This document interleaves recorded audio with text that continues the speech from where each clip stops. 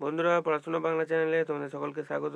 WBPSC food sub ইন্সপেক্টরকে target রেখে আমরা যে সিরিজটা কন্টিনিউ করছি, আজকে দেখো তার 48 নম্বর ক্লাস, জিকে ক্লাস। তো আমরা WBPSC ফুড সাব ইন্সপেক্টরকে টার্গেট রেখে কিন্তু এই ক্লাসটা করছি। এখানে আমরা WBCS এর প্রিভিয়াস ইয়ার 2018টা এই ক্লাসে ডিসকাস করব।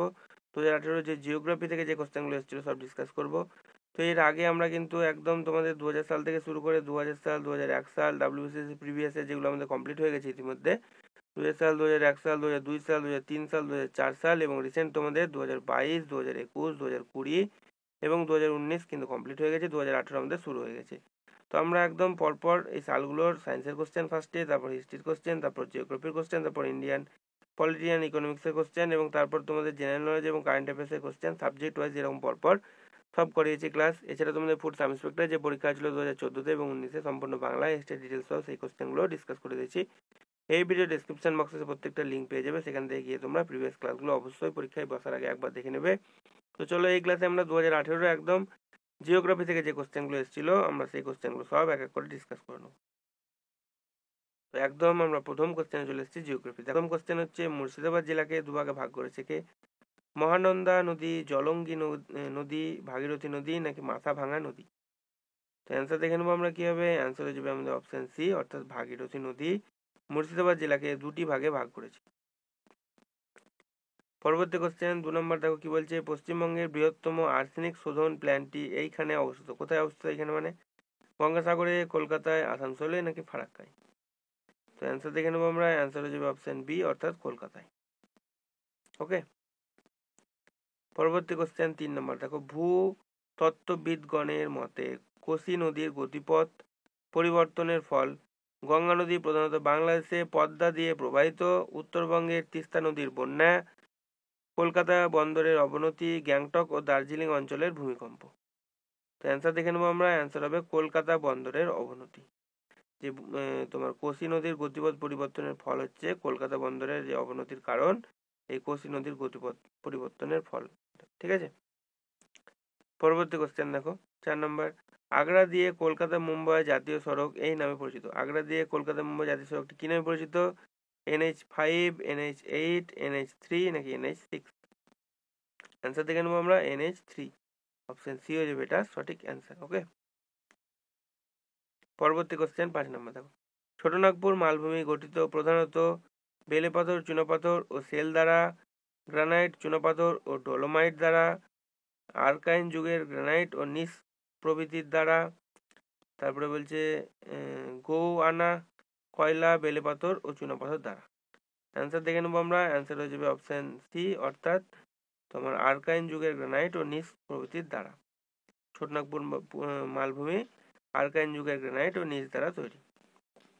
পরবর্তী কোশ্চেন দেখো, আবার রাস্তা থেকে দিয়েছে যে জাতীয় সড়ক বনগাঁর সাথে কলকাতার যোগাযোগ স্থাপন করেছে।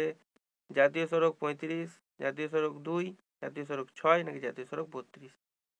অ্যান্সার দেখে নেবো আমরা। অ্যান্সার হচ্ছে জাতীয় সড়ক 35, সেটা কি করেছে? জাতীয় সড়ক বনগাঁর সাথে কলকাতার সংযোগ স্থাপন করেছে। ঠিক আছে। তা জাতীয় সড়ক রিলেটেড যে কোশ্চেন তোমরা সেগুলো একটু ভালো করে পড়ে নেবে। দেখছো যে তোমাদের এই কোশ্চেনগুলো এসছে এবং একটা দুটো আসবেই। WBCS থেকে দেখো দুটো আমরা পড়লাম এই ক্লাসেই, তো পড়ার চান্স আছে। চলো নেক্সট দেখো পরবর্তী কোশ্চেন, যেগুলো খুব ইম্পর্টেন্ট সেগুলোই পড়বে, একদম সব মুখস্থ রাখা সম্ভব নয় কারোরই।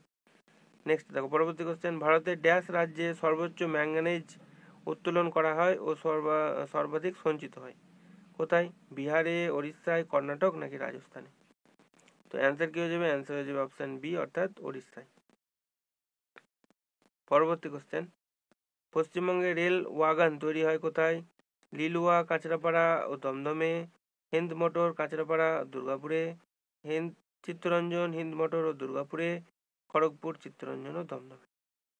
অ্যান্সার দেখে নেবো। অ্যান্সার হচ্ছে তোমার অপশন এ, অর্থাৎ লিলুয়া, কাঁচরাপাড়া এবং দমদমে রেল ওয়াগন এগুলো তৈরি করা হয়। পরবর্তী কোশ্চেন দেখো, এই কোশ্চেনটা আমার মনে হয় অপশন দেওয়ার দরকার হবে না তোমাদেরকে। ভারতের উচ্চতম সিংহ K2 এই নামেও পরিচিত। তাহলে K2 আর একটা কি নামে পরিচিত? কারাকোরাম, কাশ্মীর, গডউইন অস্টিন নাকি কেনিথ? তাহলে আমরা সকলেই জানি যে K2 আর একটা নাম হচ্ছে গডউইন অস্টিন। গডউইন অস্টিন বা K2 নামে পরিচিত। ঠিক আছে। তাহলে K2 আর একটা নাম হচ্ছে গডউইন অস্টিন। পরবর্তী নেক্সট কোশ্চেন 10 নম্বর, দেখো গঙ্গা নদীর সক্রিয় বদ্বীপ ভারতে এই স্থানে রয়েছে? নদিয়া, উত্তর চব্বিশ পরগনা ও হাওড়া, সুন্দরবন অঞ্চল, উত্তর ও দক্ষিণ চব্বিশ পরগনা নাকি পূর্ব মেদিনীপুর ও হাওড়া? সক্রিয় বদ্বীপ কোথায় রয়েছে? তো অ্যান্সার হয়ে যাবে উত্তর ও দক্ষিণ চব্বিশ পরগনা। এখানে রয়েছে কি সক্রিয় বদ্বীপ, সক্রিয় নদীর, গঙ্গা নদীর সক্রিয় বদ্বীপ যেটা, সেটা রয়েছে উত্তর ও দক্ষিণ চব্বিশ পরগনায়। পরবর্তী কোশ্চেন 11 নম্বর, দেখো ডোগরা জাতির মানুষেরা প্রধানত এই স্থানে বসবাস করে। ডোগরা জাতির মানুষেরা কোন কোন স্থানে বসবাস করে? পীর পাঞ্জালের দক্ষিণ অংশ থেকে পাঞ্জাব সমভূমি পর্যন্ত, কাশ্মীর উপত্যকায়, উত্তর কাশ্মীর সমভূমিতে নাকি পুঞ্জে? অ্যান্সার দেখে নেবো। অ্যান্সার হচ্ছে আমাদের পীর পাঞ্জালের দক্ষিণ অংশ থেকে পাঞ্জাব সমভূমি পর্যন্ত ডোগরা জাতির মানুষেরা বসবাস করে থাকে। ওকে, নেক্সট দেখো পরবর্তী কোশ্চেন আমাদের 12 নম্বর, ভারতের দ্বিতীয় জনবহুল জেলা সেন্সাস 2011 অনুসারে, 2011 অনুসারে যে জনগণনা হয়েছিল সেই অনুসারে দ্বিতীয় জনবহুল জেলা কোনটা? হাওড়া, উত্তর চব্বিশ পরগনা, পাটনা নাকি এনসিআর? বলো দেখি কে পারে। অ্যান্সার হয়ে যাবে উত্তর চব্বিশ পরগনা। পরবর্তী নেক্সট দেখো পরবর্তী কোশ্চেন, ভারত ও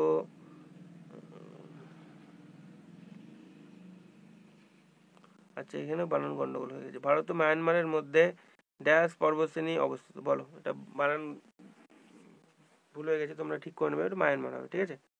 ভারত ও মায়ানমারের মধ্যে ড্যাশ পর্বতশ্রেণী অবস্থিত? লুসাই, নামচা, বারোয়া, খাসি নাকি তুরা? অ্যান্সার কি হবে বলো। অ্যান্সার হয়ে যাবে লুসাই পাহাড় অবস্থিত। ভারত ও মায়ানমারের মধ্যে ড্যাশ পর্বতশ্রেণী অবস্থিত?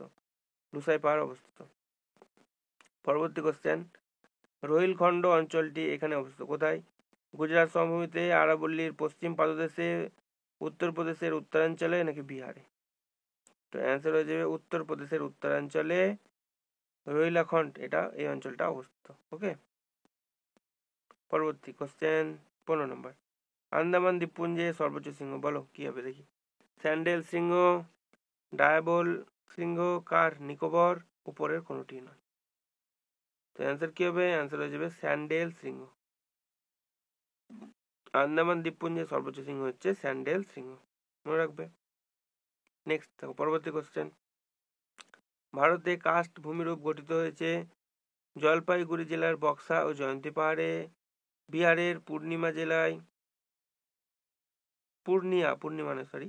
বিহারের পূর্ণিয়া জেলায়, রাজস্থানের জন্মালমির অঞ্চলে নাকি কর্ণাটকের মাইসোর পাহাড়ে?